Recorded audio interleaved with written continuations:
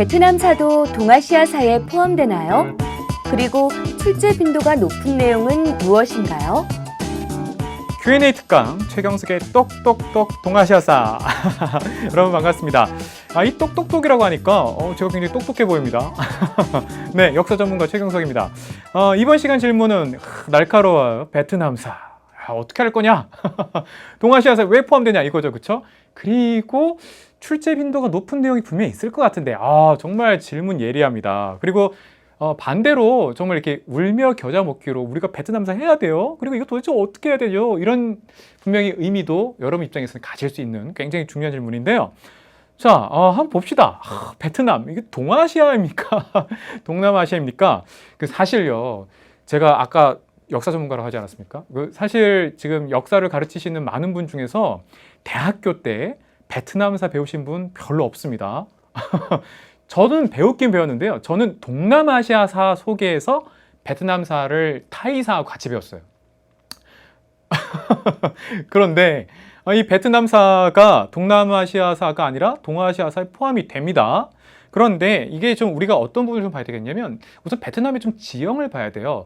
저도 아직은 베트남을 못 가봤는데 베트남의 지도를 보면 베트남 사람들이 이렇게 옆으로 짊어지고 있는 길쭉한 막대기처럼 여러분들 베트남 여성하면 이렇게 아오자이를 입고 이렇게 막대를 이렇게 옆으로 지고 하는 여성에 보이는 그 막대 있죠?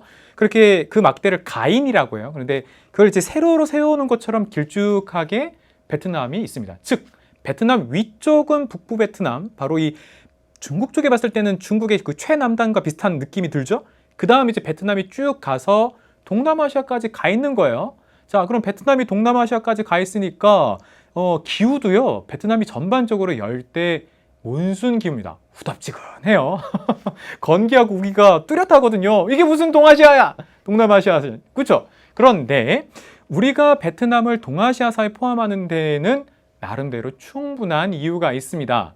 자, 그 이유를 크게는 우리 3종 교과서에서 4가지를 얘기하고 있고요. 그리고 이제 추가로 한 가지 더 붙는데요. 첫 번째, 한자 문화권. 두 번째로는 유교. 그리고 세 번째로는 불교 문화권. 네 번째로 율령체제라는 부분이 있습니다. 사실 이제 동아시아사를 처음으로 하는 학생들이 율령체제 굉장히 어려워요.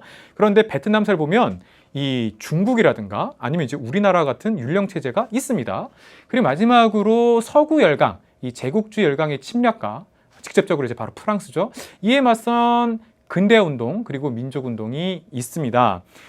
그래서 나름대로 똑같진 않지만 예를 들어서 우리나라 역사하고 상당히 비슷한 부분도 상당히 많아요. 자, 그래서 이 부분을 고려하면 동아시아사에 포함시킨 것이 또 나름대로 타당하구나 라고 볼 수 있겠죠. 특히 이 전근대사에서는요, 이 베트남 전체에 대한 얘기를 하지는 않습니다. 사실 이제 베트남 중남부에는 참파라는 또 다른 국가가 있고요. 베트남 남쪽, 우리 이제 여러분들 간혹 이제 메콩강이라고 들어보셨나요? 메콩강. 어려워라. 메콩강 나오면 사실 이제 동남아시아 쪽인데 그 메콩강 하류 지역 쪽은 또 나름대로 문화가 있었어요. 그래서 이제 우리가 이제 전통 왕조, 즉 전근대사에서는 이제 보통 북부 베트남 지역을 이제 많이 얘기하고요. 이 북부 베트남 중심의 전통 국가가 이제 형성되었는데 이 전통 왕조 시기에 중국 문화권 속에서 나름대로 이제 교류한 부분이 꽤 많고 서로가 주고받은 부분, 또 이제 영향관계가 이제 성립한다라고 보시면 되겠습니다.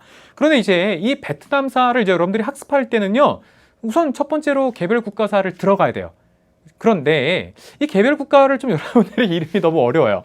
만난국, 아우락국, 남비엣, 엉딘레리, 되게 어려워요. 응호왕조, 딘왕조, 띠엔레, 그 다음에 리꽁우원, 그래서 리왕조, 그 다음에 쩐투도, 쩐까인 이런 사람들이 있어서 쩐왕조, 그 다음 이 혹귀리, 혹귀리라고 하는 사람이 있어서 호왕조, 그 다음에 레러이라는 사람이 있어요. 그래서 레왕조. 이렇게 왕조를 개창한 사람, 왕조를 만든 사람을 갖고 이제 이름을 따요. 그 이후에도 이제 떠있던 왕조라든가 마지막으로 이제 응우엔 왕조까지가 이제 전통 왕조예요. 그러니까 여기까지를 여러분들이 우선 알으셔야 돼요. 그래서 이제 제 입장에서는 이제 여러분들에게 하나의 학습법의 나름대로 이제 좀 만든 게 반어남, 그 다음 응딘레리, 쪼노레, 뭐 이렇게 떠있던 응우 이렇게 합니다. 그래서 제가 이걸 이제 마치 노래처럼 또 부르게 합니다. 응딘레리 쪼노레. 멋지지 않습니까? 응딘레리 쪼노레. 그래서 사실 이 동아시아산 학생들이 처음에 괴로워하다가 이 베트남사 하시고 나서 이제 많이 빵 터지고 간혹 박물관에서 저를 본 학생들이 응딜레리 외치면서 저에게 다가오기도 합니다. 진짜예요.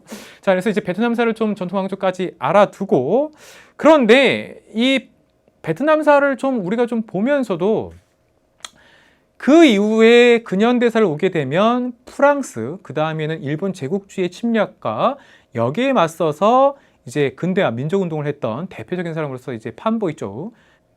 그리고 이제 호찌민을 알아두면 되겠는데요. 동아시아사입니다. 절대 베트남사 시험이 아니죠. 그러니까 여러분들은 계속해서 동아시아적인 주제사 혹은 관계사를 떠올려야 되겠죠.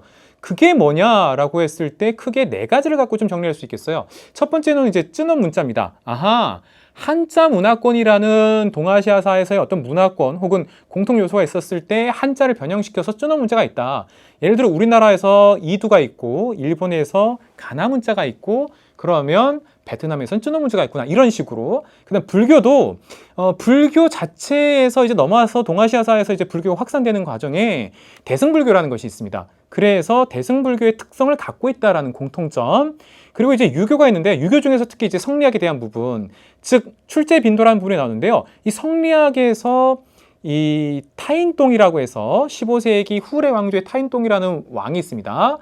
똥 나와서 여러분들 기분 나빠하면 안 됩니다. 성종이라는 뜻이에요. 그래서 이 성리학하고 관련된 부분에서도 베트남사 자체가 따로 나오는 것이 아니라 성리학이라는 흐름 속에서 들어간다고 보시면 되겠고요. 마지막 과거제에서도 바로 율령체제라는 것이 한 국가가 중앙집권적 통치를 해갈 때 그 관리를 선발해가는 과거제가 중국, 한국 그리고 베트남에도 공통된 요소로 있었다. 이렇게 본다라고 보시면 되겠습니다. 이 외에 출제 빈도가 높다고 한다면 바로 현대사에서 베트남 독립전쟁, 1차 베트남 전쟁이라고도 하고 그 다음에 2차 베트남 전쟁이라고 하는 부분이 있어요. 이 두 가지에 대한 부분이 좀 더 추가된다. 그럼 여러분들이 아하, 이렇게 동아시아사 속에서 베트남사가 함께 나오고, 다만 그럼에도 불구하고 여러분들이 베트남사가 다른 역사, 특히 일본사보다 더 어렵다고 생각하시면 돼요. 그래서 여러분들한테 빠너남, 응뒷내리 쪼노래라는 저만의 왕조국가 기억법을 하나 생각해 주시면 확실하게 잡을 수 있다라고 말하고 싶습니다. 자, Q&A 특강 최경석의 똑똑똑 동아시아사 이것으로 마치고 다음 시간에 다시 만나겠습니다.